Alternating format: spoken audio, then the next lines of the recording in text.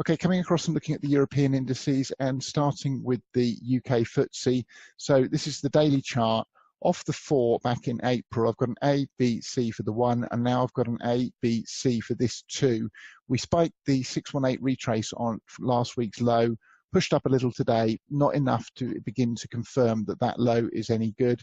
We can still drop down further in the FTSE. 7098 would be the 764 back. So we need a bit more price action to start to confirm that we've got the low in. If I just zoom this out and show you on the hourly chart, you can see we hit the 2618 for the final move down here. And we also had between this last A wave and C wave a 1.0 relationship, pushed up, pulled back a little, need higher to start to confirm that this counts any good. And there you can see this last fifth down as an A, B, C, pink fibs right into the 1.0, this 2618, which is also the 618 bag.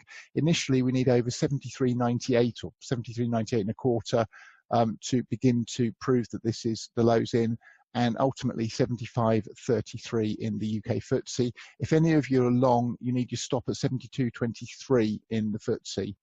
Now, German DAX, so last week we came very, very deep. We came down, hit this 886 back against the 1 up for an A, B, and a very, very deep C. I really do want to see that low hold. Invalidation 1129, but looking higher. And if that is the case, and we're in this diagonal, we're looking for 13,400 to 13,780 next as an A, B, C. But we have some ways to go to prove that this low is any good. So if I come down straight to the hourly chart, you can see there's the final ABC down into the 223.6 fib. I've got this small move up. We need to get back above, well, 12,160 initially. Followed by 12,403. If we can take out 12,403, then I think we can be reasonably confident that the low's in, and that thus far we just don't have enough off the bottom to begin to produce a count to the upside as yet. We need considerably more price action, basically.